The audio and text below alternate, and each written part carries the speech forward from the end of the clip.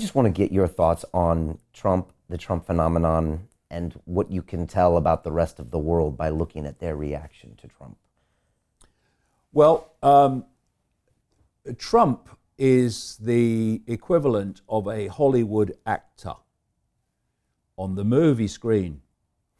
And the anti-Trumps people are other actors in the movie. And so those people who get caught in it, oh yeah, he's the baddie. He's the baddie in this movie. That Trump, he's the baddie. Oh no, he's the goodie. He is the person I like. Right? It's a movie, and while we are focusing on this again, this minutiae of Trump, anti-Trump, left, right, and all this nonsense that we get caught into, Silicon Valley's doing what it is doing in terms of destroying freedom of information and driving on behalf of things like DARPA, the technological development arm of the Pentagon, this AI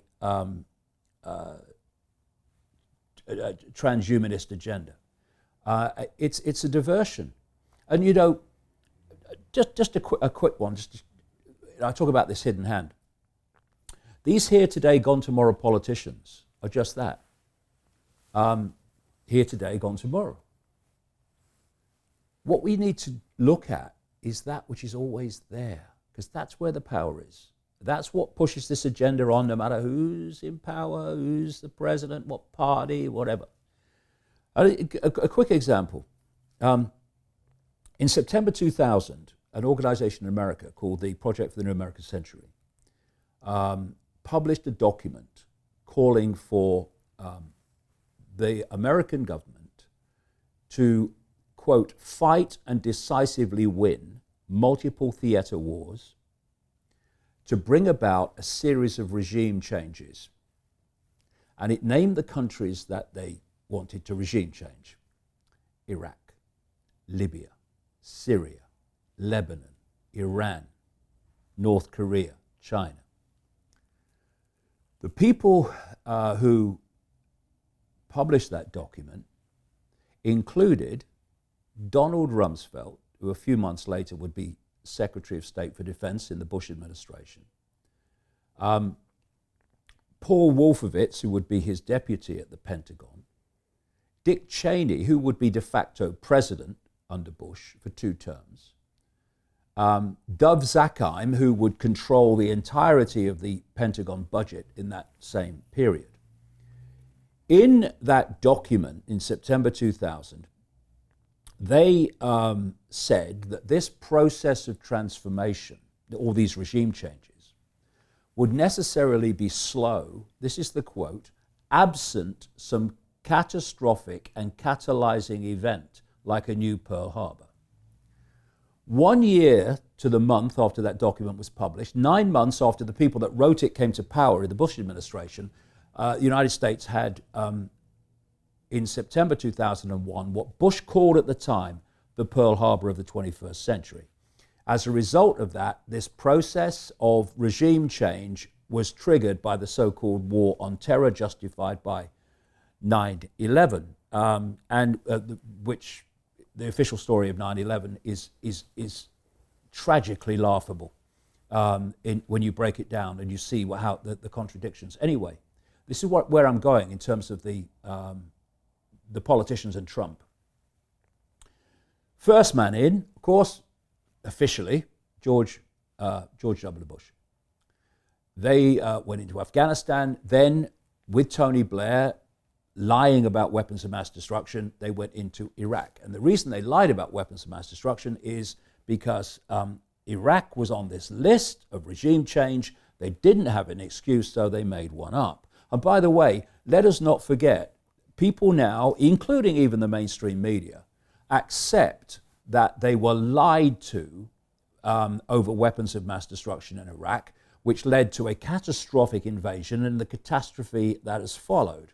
Let us not forget that the very same people, not the same agencies, the same governments, the same personalities that told us there were weapons of mass destruction in Iraq when they knew they weren't were the same people that gave us the official story of 9/11. Okay, so the list, Iraq.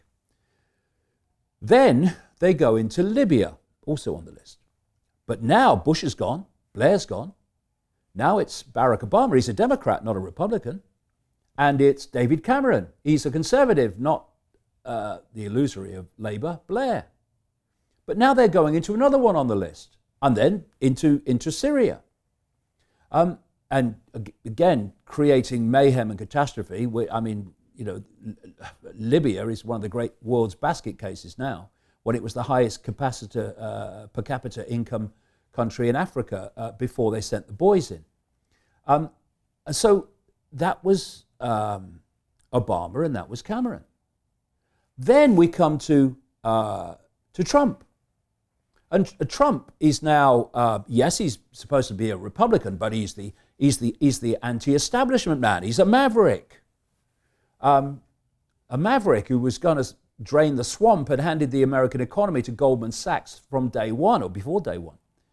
But who is he demonizing now? He's demonizing Iran, and he's demonizing North Korea, other people on the list, other countries on the list. So this list from September 2000 has been ticked off all the way through these different politicians and different parties and different personalities. So no matter who's coming and going or who you're going to vote for, you know, it's like some Americans say, you know, it don't matter who you vote for, the government still gets in. Yes, the secret government. Because America's a wonderful example of how it works, so it works the same everywhere. During the Bush administration, and a Republican administration like now, you have this group that control the Republican Party that are acknowledged by the mainstream media. They're called neoconservatives or neocons. They were the people that created the Project for the New American Century, that wrote that document in September 2000. And then in the Democratic Party, you have another group, very much the same, that I call the democons. This is your George Soros's and Zbigniew Brzezinski before he died this year, and others. The key is that if you go one step back in the shadows, the neocons and the democons answer to the same master. So it means that whether it's one or the other, Republican or Democrat, that is always in power. And that's what's been driving this agenda of ticking these countries off as these people come in. Now, I'll give you another example of how the manipulation works. For me, Trump was selected by these people. He was selected by these people for a number of reasons. One was because he would hand the government over to the corporation billionaires, which he's done, more billionaires in this administration than any other American administration. But also, he was, by his very nature, a polarity that you could play another polarity against, because they want divide and rule. They want civil war in America. They want civil war in Europe as well. But because while we're fighting each other, that can do what the hell it likes, unchallenged. But was one thing about Trump, which I think he was genuine on during the election campaign. He really didn't want conflict with Russia. He did want to come together. I think he was genuine on that.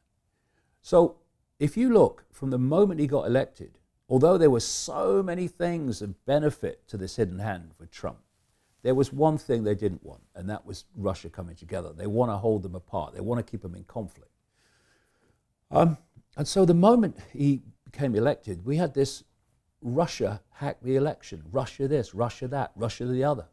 I burnt the toast. It's the Russians. And what it has done is prevent him from getting closer to Russia. Because if he tried to, they'd say, hey, controlled by the Russians, so he's got to stay away from it.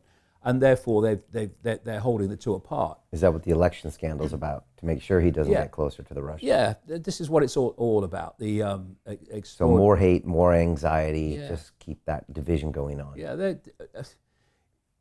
what we're talking about, Brian, as we've talked today, is going from a perception of little me, which is what? A perception of apartness, a perception of everything being apart from everything else, to an understanding that we're all actually an expression of the same consciousness.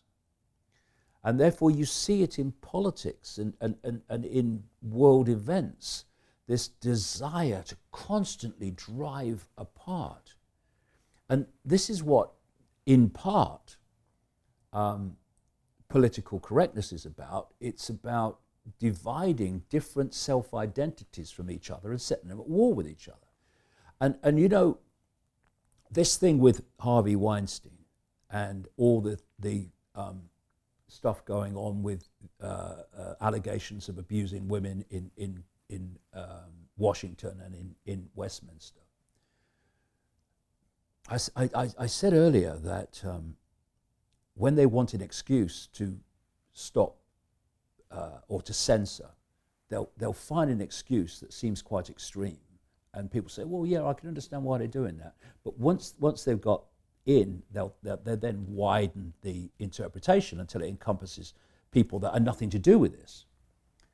And so, of course, you have horrific and genuine abuse of women. Of course you do. You find it everywhere. Abuse of men as well.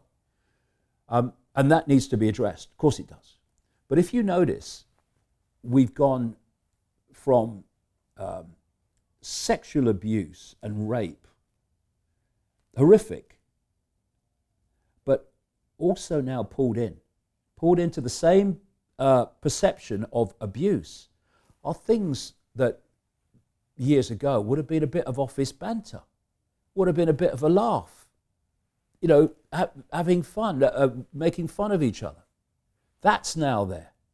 And the effect of this has so frozen people, men particularly, that it was summed up by one British politician who said, I will never hug another woman again who's not my wife. I will shake their hand. And what is this doing? It's driving men and women apart. But you see, this is the classic way they do it. They'll take something that has to be addressed, that is absolutely wrong and can't be allowed to continue. But then they pull everything else into it, into the same conversation. And now, you know, people are, I mean, look at it. Look at the mental gymnastics that people go through before they speak now. They're speaking with a woman. Oh, okay, I'm not going to be spontaneous and just be me and let the energy flow. No, no. How can I put this? No, what mustn't I say? Oh, transgender. Do you know, there was an interview on my website today, which has a guy from Britain who was taken to court for saying to someone who looked like a man and was officially, legally a man, saying to him as he passed, because he'd seen him one or two times, all right, geezer, as they say in London, all right, mate, all right, geezer. He went to court and was convicted. He won on appeal, but he was convicted for basically hate speech, for not addressing this man who looked like a man and was legally a man, because this man had decided he was a woman. So suddenly, all right, geezer, is hate speech. What is this doing? All right, geezer, which is it's something you say, you know, it's a friendly gesture. All right, geezer, how are you doing? Don't say that anymore. It's destroying human discourse. And it's all part of this agenda of destroying the free flow of information, because people will not more and more give their opinion on something because they fear the reaction of others of being called a racist or a bigot and all the rest of it. And of course, social media, run by these corporations like Facebook, it's basically an inquisition. It's the digital inquisition, whereby you say the slightest thing out of politically correctness, which changes by the hour, it seems to me, more things added on, and you get this Twitter storm. And people, and you have celebrities putting the sackcloth on and getting on their knees and asking to be forgiven for saying something completely innocuous. And so what I've done in the book, Everything You Need to Know But Never Been Told, is I've just gone for these things head on, not in an abusive way, but actually saying, I'll decide what I say and what I think. No, and you won't. I respect your right to have your opinion. Why don't you respect other people's right to have their opinion? And this is what's destroying discourse. And you know, as I mentioned to you before we started the chat, what I find incredibly sad and not a little pathetic is it's those that call themselves liberal, using the word these days come out of America, called progressives, who are driving this tyranny. Because the last thing they are is liberal. It's the inversion again. Everything's inverted. You know, if you look at the dictionary definition of liberal, which is someone who believes in maximum freedom of expression, maximum freedom of thought, maximum freedom of lifestyle, then basically you're describing me. That's what I've been like all my life. I have a simple philosophy. Do what you like so long as you don't impose it on anyone else. What you do, as long as you don't impose it on anyone else, it's none of my business. As long as everyone's happy with it, you know, all the best. Just don't impose it on anyone else. But that which calls itself progressive and talks about promoting diversity is an inversion of liberal. And it's an inversion of diversity. It talks about race, people being racist when it is obsessed with race. It's obsessed with race, it's obsessed with gender and the minutiae of it, like I said. So, hold on a minute. We're all one consciousness. What are you getting obsessed with race for? And gender and all this stuff, just an experience. But those that are obsessed with race, obsessed with gender, obsessed with destroying diversity by destroying other people's opinions that they don't agree with, promotes itself as liberal. It's a joke and it's an inversion, and it needs to be called out because it's very, very dangerous. When any tyranny seeks to get power, it targets information. It targets opinion that's different to the tyranny, and it targets opinion exposing the tyranny. This is why the Nazis burnt the books. This is why the Nazis broke up public meetings of those that were exposing the Nazis. What do we have today? We have people calling themselves anti-Nazi who seek to suppress other people's opinions, other sources of information, and ban public events of those that are exposing the fascism that's taking over this world, but a fascism, ironically, that calls itself anti-fascist. We're seeing a mirror of what happened in Nazi Germany, but it calls itself anti-Nazi. It's, like I said, it's a mind game. It's a perception game. And this is the point, really. The colleges and the universities in the West, particularly in America and Canada and Britain and some other countries, has been virtually now completely taken over by this progressive, anti-fascist, fascist mindset. It's so anti-fascist that it's fascist. Yeah, because see, labels are irrelevant. Outcomes change the world, not labels. Outcomes change the world. So what's the outcome of this progressive political correctness agenda? Destruction of freedom of speech, freedom of thought, freedom of free flow of information. That's the outcome. And that's a fascist outcome. That's a tyrannical outcome. I don't care what you call yourselves. I don't care what labels you give yourselves. I don't care how many times you call yourself liberal. What's the outcome? And the outcome is the same as what happened in Nazi Germany, basically, in all the major forms. And it needs to be called out because this mindset is leaving the colleges and is starting to people the institutions. the institutions that ultimately decide whether laws are going to be passed to ban this being said or that being said and the other being said. This is how now we reach a point where someone's saying, all right, geezer, ends up in court. This is what we're facing. And while people are going, oh, I'm for that Trump, oh, I'm against that Trump, while they're watching that movie, all this is happening. And what I'm saying is, over here, this is what's really happening. Right. And then people make up their minds what they believe. David, tell me, what's it like to be David Icke? Is it fun? Oh, it's fun. It is. It's fun. Why? It's fun. It's fun. It's fun because you are challenging norms. You're not doing what the system tells you should do. You're doing what you believe to be right. You're not asking anyone else to believe it necessarily. Just look at the information and the evidence and then make your mind up. That's all it is. Last thing we need is someone else cross-legged on a mountain saying, you know, I'm the Buddha, I'm telling you everything you need to know, and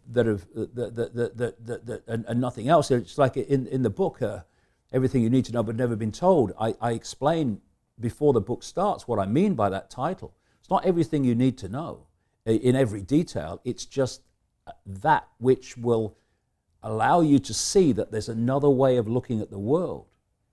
What I'm not saying is, and you must believe it.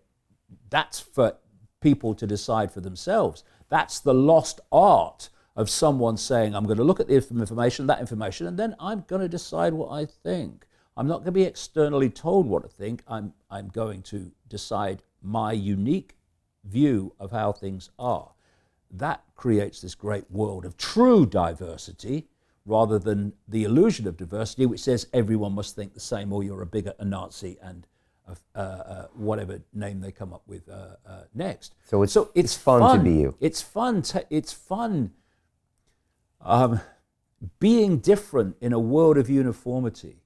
It's fun refusing to bow to the tyranny of other people trying to impose their will and their perceptions on me. And it's really fun because I'm seeing more and more people going, hold on a minute, I'm going to have another look at this thing called life, and I'm going to have another look at this thing I thought was me. And seeing people realize that there's more than one way of looking at everything. As someone brilliantly said, if there was only one way of looking at things, there'd only need to be one person. But there's billions of us, so we should have billions of ways of looking at things. Political correctness is trying to destroy that, and I'm not having it. I'm not having it. I'm not having it. And you can have all the Twitter storms you like, people. I'm not having it. You spent the last 3 years touring the world doing these 10-hour shows. David, where do you get the energy from? You're no spring chicken. How can you do that? Well, you know, when you come from the perception of who we really are, as opposed to who we're told we are, what is energy? What is lack of energy? It's a perception. You know, you can put someone into a hypnotic trance and tell them they're dog-tired. They'll fall asleep. Just a perception. So where I'm coming from is, I'm a unique point of attention with an infinite awareness. Does infinite awareness have a problem finding energy? No. Energy is infinite.